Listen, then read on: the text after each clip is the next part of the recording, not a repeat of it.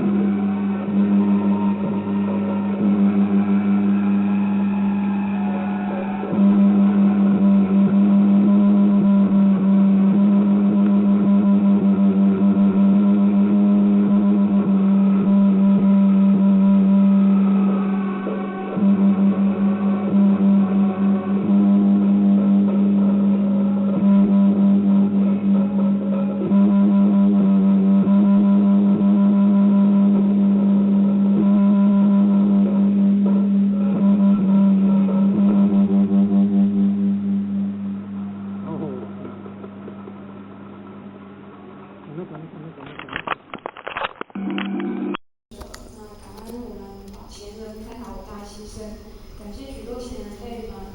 为道牺牲奉献的精神，那以及我们前人各位董事的引导，还有很多讲师在后学成长的这一路上给予后学很多的鼓励慈悲。那也要感谢今天我们义和圣堂有这样的一个营队，那也才让后学今天有这个机会站在这边跟大家来分享。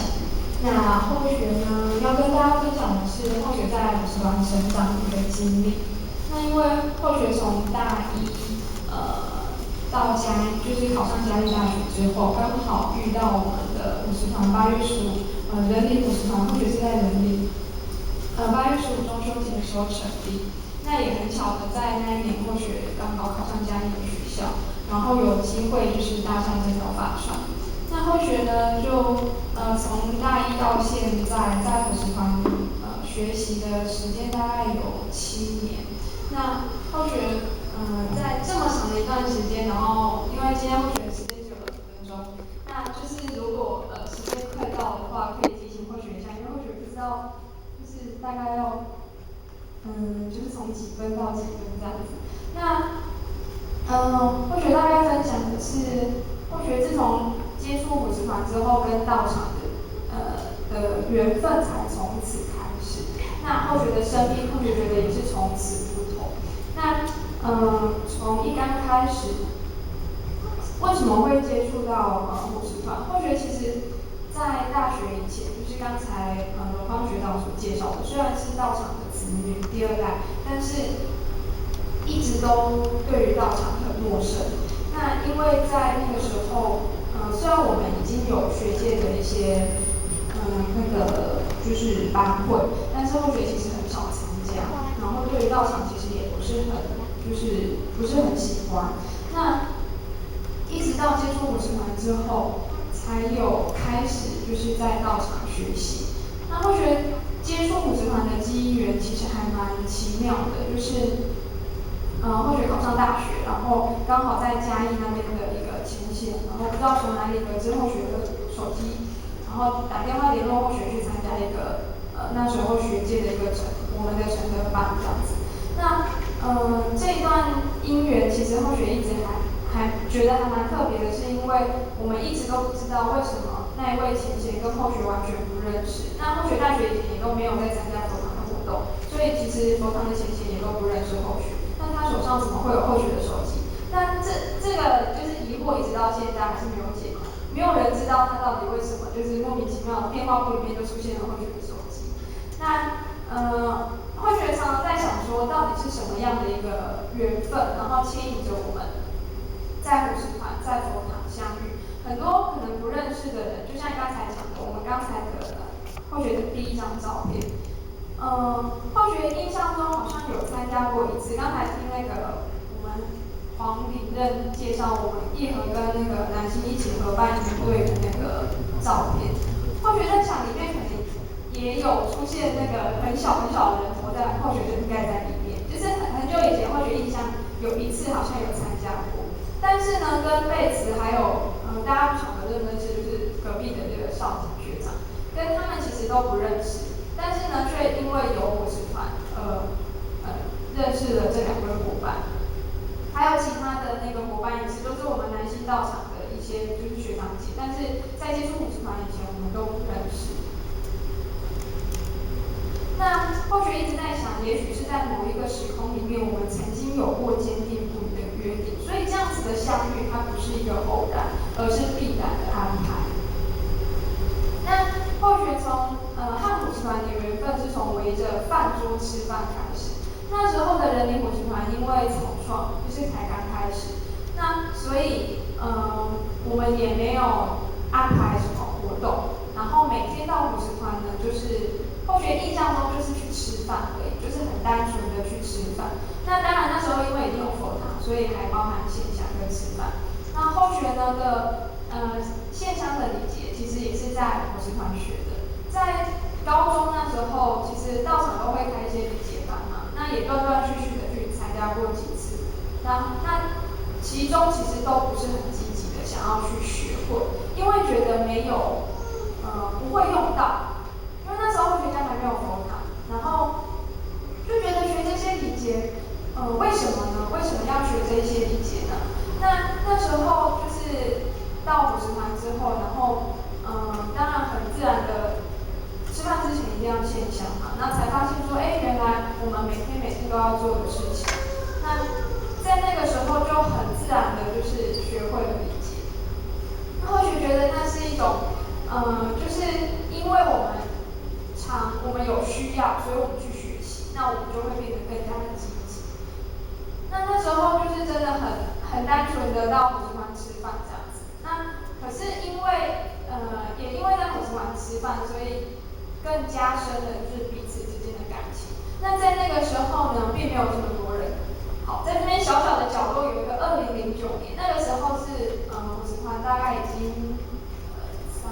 两三年之后的，然后才有了这么多的人。刚开始吃饭呢，大概只有3个人、4个人。那我们还是就是很坚持的，每天晚上都要到伙食团吃饭，然后就3、4个人一起下厨，然后那时候也都还不会煮，就是大一嘛，在家都被服侍的好好的就是爸爸妈妈都会煮好饭菜啊，然后其实也都不需要去做一些家事什么的。可是因为我们到了伙食团，所有的事情就像一个家一样，所有的事情就是我们这3、4个人要去承担，要去负责。那个时候呢，其实只觉得一切都很新鲜有趣，因为毕竟从来没有接触过的东西。那所以就从这样子的一个缘分，然后开始。但是呢，到伙食团就是只有吃饭现象嘛。那因为佛堂，在佛堂不是只有吃饭现象这2件事情而已嘛。那我们还有很多的学习成长还有很多的疗愈要去做。但是呢，当我们不明白为什么要做的时候，我们会就只是跟着学长姐的脚步。那从认识技工老师呢，是从伙食团成长开始。那后学记得那一年，后学升上大一那时候是9月，那我们那一年的伙食团成长也是10月的样子。那时候才刚接触伙食团1个月。那在那之前其实也都不知道，就是伙食团到底是一个什么样的东西。那后学印象很深刻，那时候我们的负责讲师演讲师就问后学说，我们10月份有一个伙食团成长营，然后问后学可不可以去参加这样子。那后学当时就很疑惑啊，伙食团成长营到底是什么，然后要去做什么？那2天的课程，才就是让后学那天后学印象最深刻的，其实反而不是课程，而是那一次的晚会。那一次的晚会就是经由唱道歌，然后还有读了好像几段的圣训，然后后学就是莫名的在那一整个晚会就只是读圣训跟唱道歌，然后就一直掉眼泪。那后学就觉得，就是自己也觉得很奇怪，为什么内心会有这样的冲击，然后这样子的一个感动。那后学后来就是现在回想起来，也许是机缘成熟，也许是就像刚才后学所讲的，在某一个时空里面，我们已经就是曾经跟技工老师有过这样的约定，要一起来到伙食团，然后来学习承担。那也因为这样子，就是那一次的一个营队，你那时候才2005年，距离现在2013年，大概7、8年前。好，那从那一次的营队之后呢，其实后学就开始觉得说，自己应该要学习付出一些什么。但是呢，因为才刚接触伙食团1个月，也可以说是才刚可能接触佛堂1个月。那在这1个月当中学习到的，其实还有限，那所了解佛堂的也还有限。但是后学就一心很想要，就是可能为技工老师分担些什么。那也就是因为那个晚会当中，然后了解到说，原来有一位仙佛跟我们的关系竟然如此的密切。那可是呢，就是都还很就是认识的都还很粗浅。但是就是从那时候开始，然后后学开始会想要去上课。那所谓的上课就是我们来佛堂过班，然后后学发现每一次到佛堂过班，每一次的听课都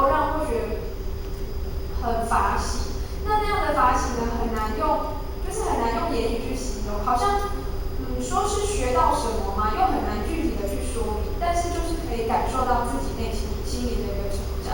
那也因为这样子的成长，然后开始知道说自己应该如何去付出，如何去可能去带领身边的同学，然后跟我们一起去沐浴在佛堂的这样的一个经验当中。那所以从后学在高中以前，就是一直都是一个还蛮不善于人际的一个人，就是后学很喜欢自己一个默默做自己的事情，然后不去管身边的一切发生什么事。那自从那个时候就是参与补习团，然后开始觉得说，后学觉得应该要把这一份感动分享给大家。那也从大学的时候开始，就是去邀约就是身边的一些同学啊、学弟妹啊、伙伴，然后一起来参与佛堂的活动。所以后学可以说就是现在比较跟后学就是感情比较好的朋友，其实都是从大学之后，然后慢慢去结识的。像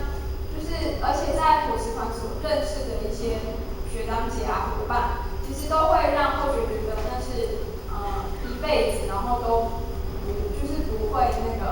就是不会忘记的好朋友。那因为我们在伙食团当中，不管是吃饭啊、办活动，都是就像刚才那个我们黄丽珍分享，在伙食团的时间真的非常的长。那我后学印象非常深刻，就是在大一、大二那时候，大一课很少，然后就是只要上完课，然后就是往伙食团，上完课就是伙食团，所以后学那时候的那个生活圈，就是除了上课，然后邀同学，然后下课就回伙食团这样子。那后学的同学也都知道，就是平常晚上在学校是看不到后学的，就是通常都会知道后学晚上就会到伙食团这样。所以在伙食团的时间非常的长。那所以在伙食团的学习其实也是非常的自然。然后在伙食团很基本的就是厨艺，因为我们每天会开火嘛，所以每天都会去煮饭。那个时候就是我们那时候才伙食团刚开始，所以人力其实没有很多。然后后学印象很深刻的就是后学跟贝子两个人，然后一个人在煮饭，然后一个人要出去载学弟妹，然后载完可能后学去载完后学的学妹回来之后，后学就继续煮，然后就换贝子去载他的学妹这样子。就我们两个人，然后就是去分担那一些工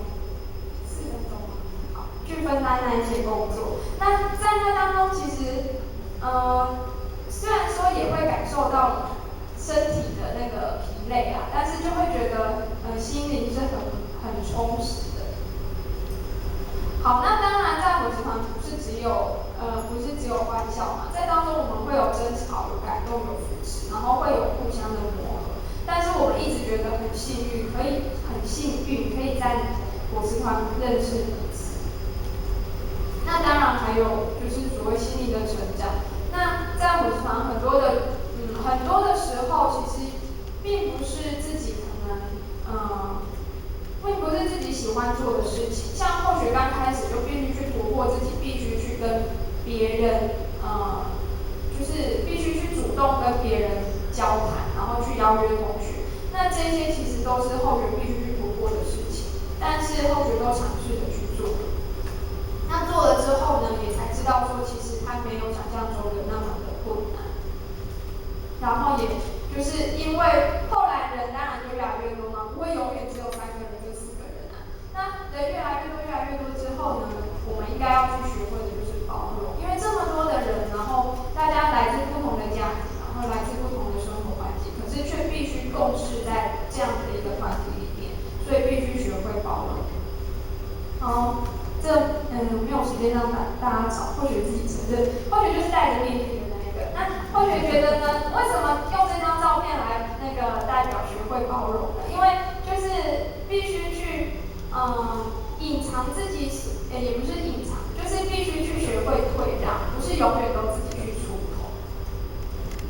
好，然后学会承担。或许在这一路上，就是因为在伙食团有很多学习的机会，然后讲师他们很慈悲，会给我们很多可以去承担、去学习的机会，那会让我们的成长非常的迅速，然后也学会了感恩跟付出。好，那其实，在伙食团的日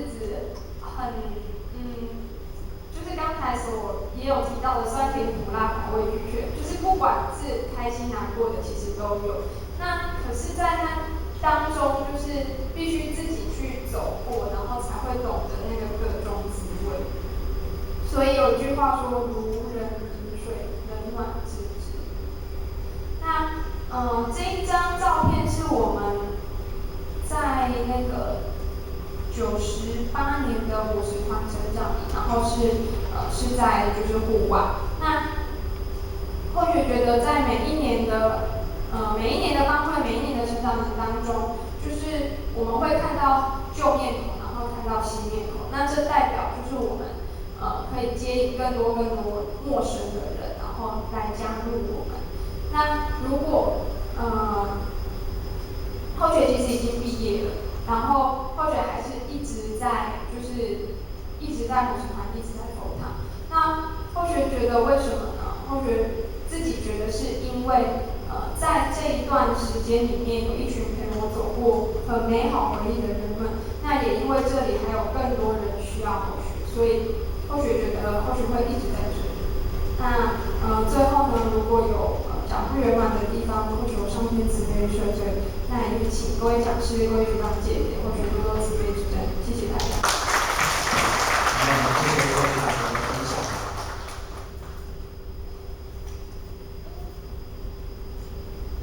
然后想在我这就是这么样子的温馨跟可爱这样，然后就会有很多我们道场的下一代，然后就是因为我算的关系，然后他就投入道场里面了。那如果说您是学生的话，那真的在火车团认识的朋友啊，是真正的一辈子的朋友呀。像刚大家看到的照片上的那一群人火车团的一些那个创团的学生啊，那其实现在都已经各奔东西了，因为毕竟都毕业了，有些回高雄，有些回台南，然后但是他们还是久久就会大家见面，然后聚一聚，打打闹闹，吃吃喝喝，还是觉得很开心这样。那你可以去想一下哈，你现在已经是大学生了，那以前的小学的同学现在有没有机会？大概很少。但是呢，在火车里面，认识到这些同学朋友，相信10年后、20年后都还是会有联络，因为我们有道的牵引啊。好，那在火车团是不是只有道长的下一代？并不是的。对，那我们就有一位那个麒麟学长，他呢是那个贝茨学姐的那个班上的同学这样子，学弟。对，就是后续应该是同一个指导教授啊。对，就是那时候贝茨学长他在那个南华念研究所的时候，然后是同一个指导教授的学生这样。对但是一个是学姐，一个是学弟啊，后来好像学弟比学姐还要早毕业这样。一定是要讲出来的。没有啦，学姐后来指出怀孕这一招还是没有毕业的。好，但是后来还是毕业了，最后就是也带着小孩子去跟老师哭求，然后老师都帮他离开南华的这样。对，好，那所以第一位就是我们的那个麒麟学长啊，我们就掌声欢迎他来演讲。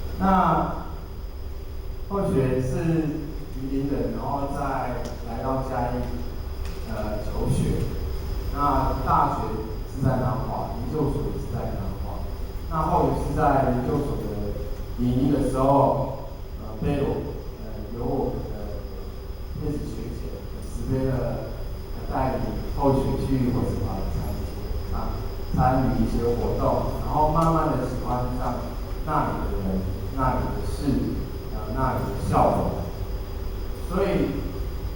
当然一开始就觉得这里的这一个地方人很好，就像一个家。那之后就久了之后，就会有一些学长就会直接的跟你说一些话，就是说，其实你知道什么叫点心灯吗？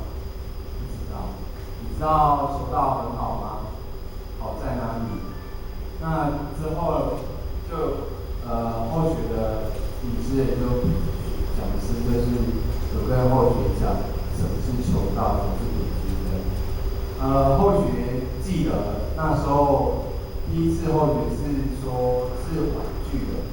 因为对于刚认识但是觉得这个地方很好的人，然后就要去点心灯，其实是有点恐惧跟害怕的。但是他们还是很热情的持续的邀约，然后请后学去参加一些活动。那后学就觉得，久了也会思考这个问题，就是说，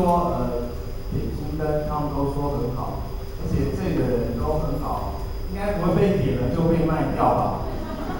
所以就抱持着一个好奇心，就去看，然后就在先生们的指点下，隔天就去求得道这样。然后那一年是2009，为什么要扯到这位美国总统？因为不是他求得道，是2019年那一年，他是美国第一位黑人的总统，然后在那一年他宣誓了就任这样。他后续是在那一年求得道，那是在农历的2月26号那一天，他是我们的东方总师慈悲跟后学总三宝。那后学当下求得道，学长也会说，就是求得道都会有一些很特殊的感应。那后学就觉得，那时候还没有"淡定"这个词啊，后学那个时候就觉得，后学需要去思考，就反应会变得很淡这样。对，然后后学其实后学那时候，研究所，然后会因为比较着重于课业，就慢慢觉得，宗教好像不值得去多研究，去多琢磨。然后再有一次翻书的时候，读到一句就是说，一位世人写到就说，当一个人没有信仰的时候，也就是他开始信仰的时候，那后学就下刀说，当我决定不接触宗教的时候，竟然有人会愿意入后学来求道。那后学之后就觉得，就好像得到一个解释，然后释怀，然后去接受，但是还是会有一些疑问，因为真的什么，就算听了一次三宝啊，其实也没有很了解。那后学有疑问，还是会想说，不如问妈妈好了。那后学就问我妈妈说："妈妈，你有听过求道吗？"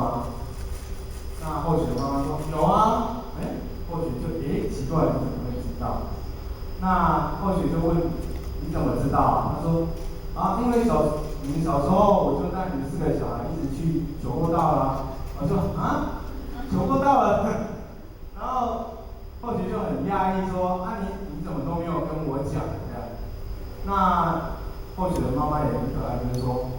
就迄边的真的讲袂使讲出去啊。"就每次听完三宝都会说："这些以上这些都可以讲出去。"所以我妈妈也这样。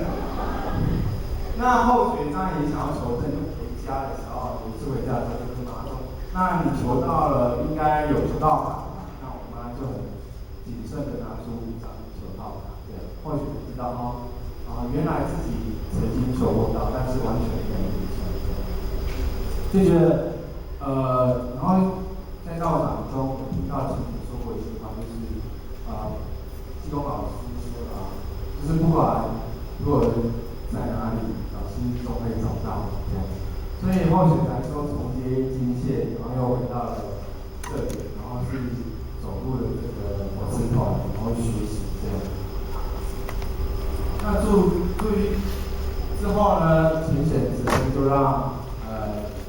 诱因就是说，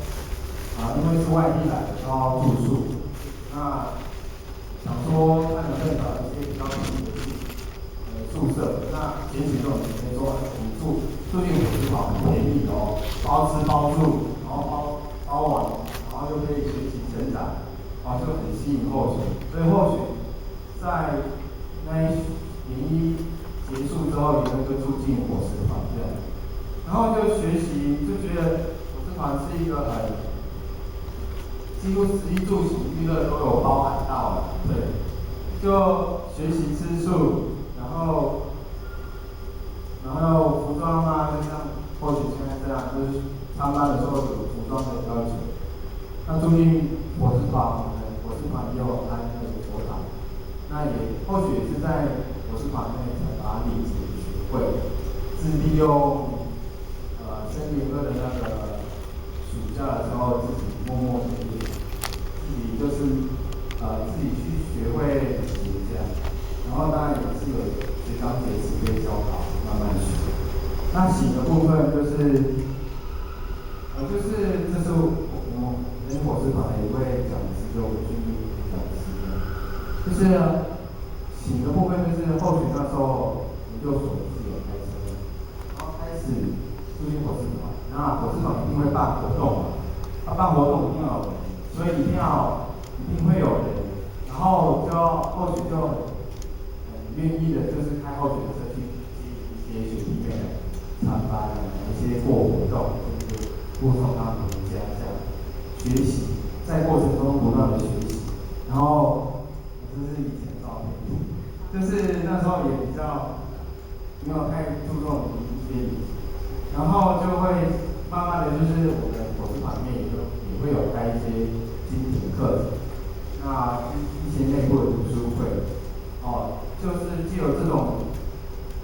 学长姐的提携，然后慢慢去认识自己到底是求了什么道这样。然后这是还有伙食坊因为出游，然后这是后续去阿里山的时候被罚要上车这样。然后当然是伙食坊就是会办活动，然后接引学生，这一些种种都是令后学感受到就是很直接的，不同于一般的外面的团体。那为什么会说再来是为了？其实一开始后学并不是那么的投入，那么发心，因为后学一开始住进去觉得，怎么跟自己来过活动的时候不太一样？因为你过活动就可能只有活动那一段时间，那住进去的时候就真的是，然后会煮饭，然后会献香礼节，这些后完全没有经历过的事情，从头学起。那或许会有一点点抗拒的心理，就是因为从来就没有过的习惯，然后现在要去学的时候会有点抗拒，所以一开始或许并不是那么的投入，甚至因为严哥有当总会长，然后又有打工，就常常借这个理由跟学生分析说今天活动或许让我才知道，慢慢的一学期就过去了。那每一学期都会有回顾，那后续那天的书写，就看了回顾的一些内容，就觉得所有的活动照片里面都没有后续，后续变成一个隐形人一样。那后续当然就会想说，我都住进来了，为什么要一直保持一个抗拒的心态？那这样子跟自己住在外面不是一样吗？所以后学，在所学会长的那个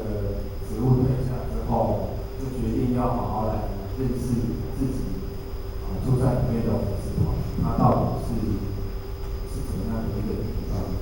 所以从选修简开始，一直到最后起口碑。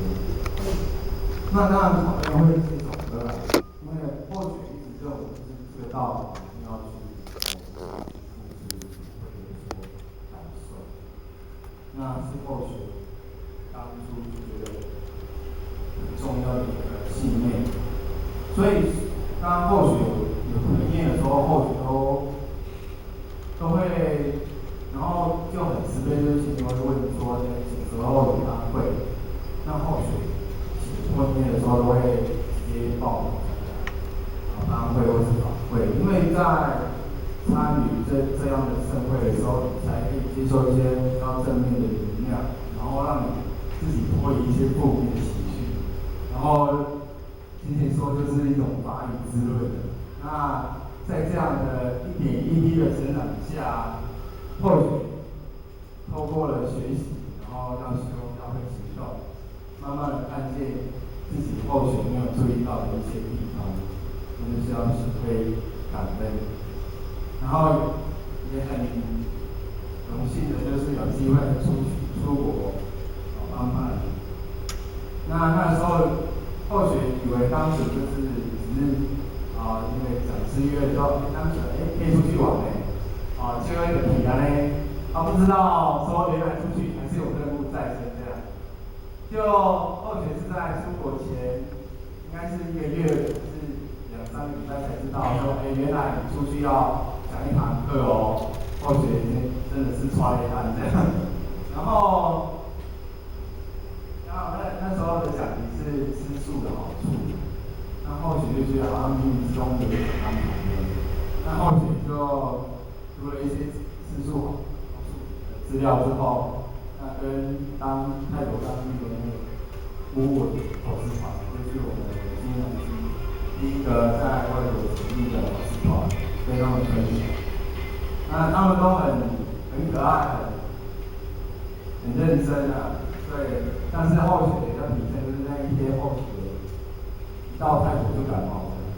是报名上场的，跟他们互动讲课。所以在那时候就觉得原来自己在台湾走这条道路的时候，原来是这么的轻松，这个其实还是很在很常来。然后有讲师千语的为你讲课，当后学者学习当那个讲员的时候，才知道要上台真的是一件不容易的事，尤其是还要到国外去讲课，还要去讲给我们到信徒的时候，更是不简单。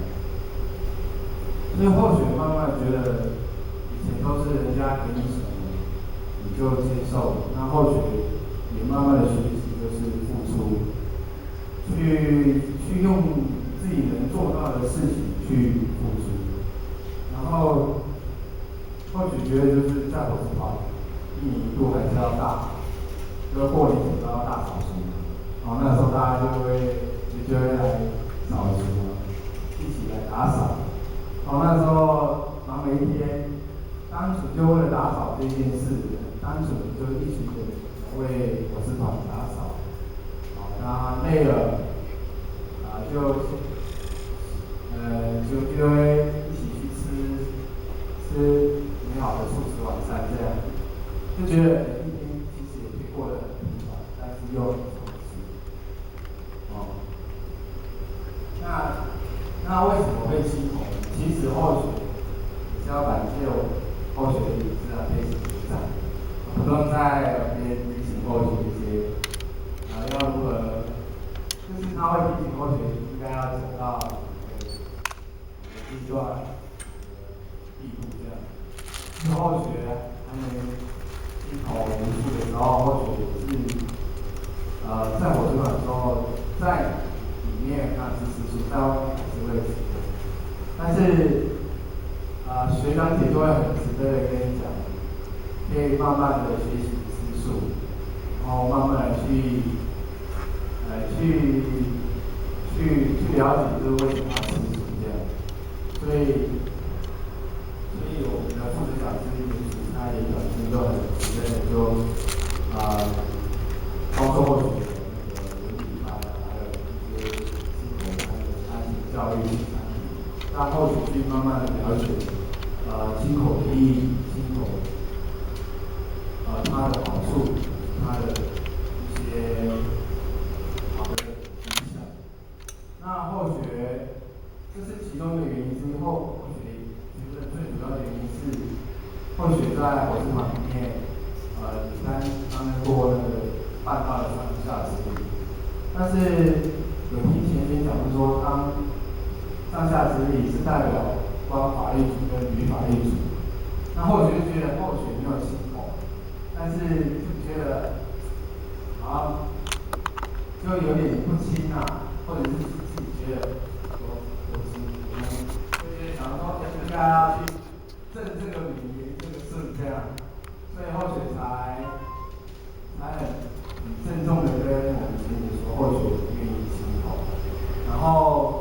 其实那时候也犹豫要不要跟父母讲，对，因为就改师数这件事，或许是因为有听了一些讲师实践之后，觉得这是可行的，然后这是合理的一些体悟才愿意进口。但是要跟父母讲，就觉得除了怕他们反对，然后也怕他们会问一些后学不知道回答怎么回答的一些问题，所以后学是拖到快亲口前3个小时才打电话跟后学的父母讲说，后学要亲口，对，有点就是快先斩后奏的样子，对，然后那当然就大家会想说，你要不要等队伍再亲口啊？这样的话你他们就很辛苦，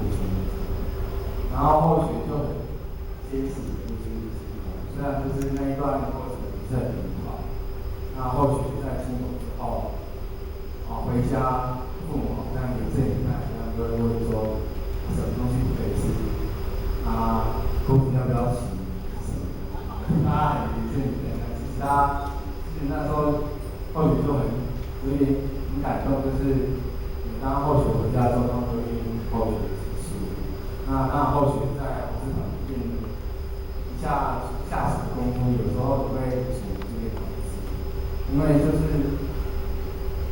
是因为这样的机缘，然后让后学慢慢的学习成长，然后以自己的家里有不同的方式去产生情感上的联系，对，就是让后学然后呢，到了后学队伍，然后开始出来工作的时候，后学就在想，就是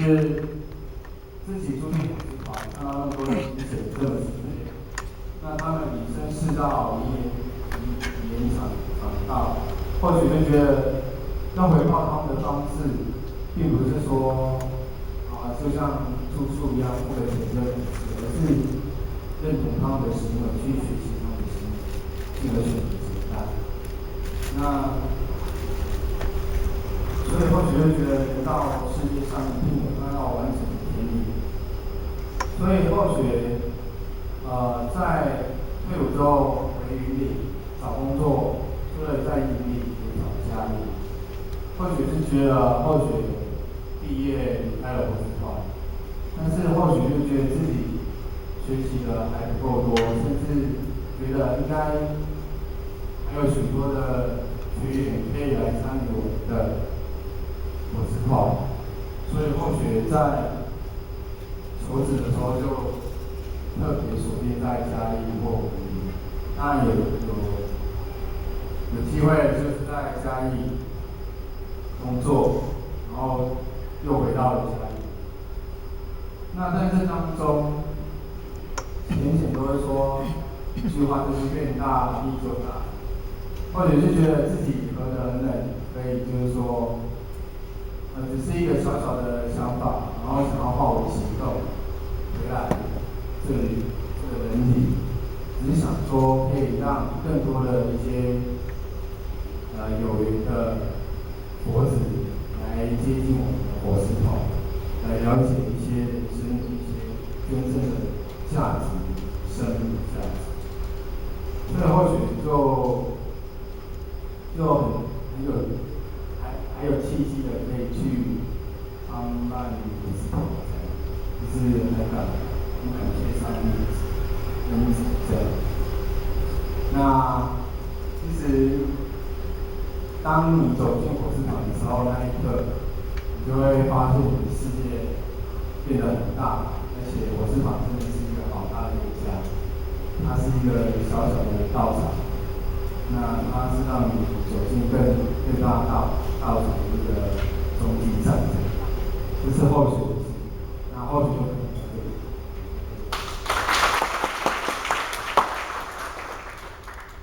好，那我们谢谢秦局长的分享。那秦局长就是从一位头发留得非常长的一位漂亮的少年 K 了哈，然后到现在已经是我们道场的亲口人才，然后想这都是火算的一种神奇的力量啊。好，那再来第三位是我们的沙火算的练武学长。那练武学长他当初来火算的话是我们义和有一位那个永文学长啊，然后他还是那个新会学长啊，对，然后他就是那个新会学长有一次在台中，那我们那时候火算刚成立1年多，那他坐公车，然后就那一天那班公车就要骑，然后只有那个新会学长跟一个静宜大学的学生，然后坐在车上而已这样，然后那个新学长就跟那一个静宜的学生邀约来参加我们火算的活动这样子，对，所以坐公车去遇到的，对，然后那一个学生他就答应了，但他自己一个人不敢来，然后就带了他的好朋友那个叶学长来这样子，对，那我们那一次的活动是办那个中秋节的串烤这样，对，然后叶学长就很客气啊，他觉得说，来这边串烤才交50块钱哦，有点太便宜了这样子，所以他就自己非常客气的带着虾子要来烤。好，就是这样子的一位那个很可爱的一位学妹哦，然后那到现在已经是我们就是南新大学的那个讲研班第4届的那个学员了这样，对，然后再往后走那就是我们台中沙火专的副的讲师这样子，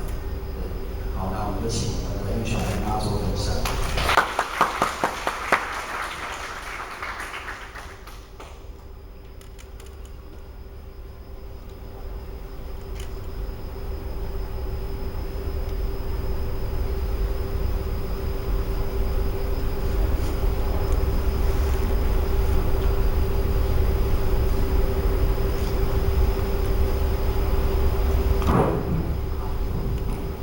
各位伙伴，大家早安。早安。感谢上天慈悲、主持子师福德以及各位贤贤，还有各位讲师的提拔，让后学很有荣幸来到这里分享，其实后学有点紧张。好，是这样的，因为荣光学长的意思是要做见证啊，但是后学是不知道见证什么东西，所以我就只好把一开始非常奇妙的奇遇开始说起。大家可以看到标题写着一位小飞女孩与一张桌子的约定。小飞女孩，我来解释一下为什么叫小飞女孩。如果你从小到大到20岁都还没有离开过家里，你说你想不想飞？国小、国中不用说，那一定是在家里嘛。高中的时候，在家隔壁的县市，骑脚车就到了。大学在家的县市，我从来都没有离开过家里。连家里的房子，怎么讲？房间呢都是大家睡一起，因为还蛮大间，所以我们家里做隔间，所以大家自己睡就有自己的空间。然后电脑是大家一起用，所以每次做报告都还要等一边玩完了，才能做报告，就很麻烦。所以其实我大学的时候就真的很希望有一个属于自己的空间，然后甚至是很希望能够一直离开家里这样子。所以那段时间其实我不是很喜欢回家，而且我大一上的时候，同时参加2个社团，又接2份工，所以我在家里真的很少。然后自己伙食团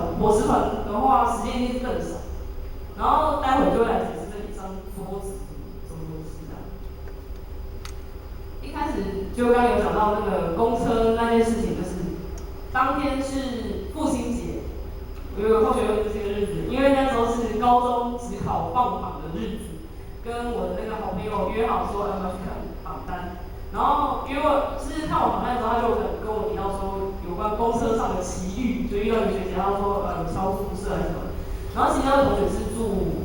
离高中就是有段距离，他算是住高中学校的宿舍，所以那时候他听到那个学姐跟他说他们是超宿舍，然后约大家一起出来吃饭。然后我就说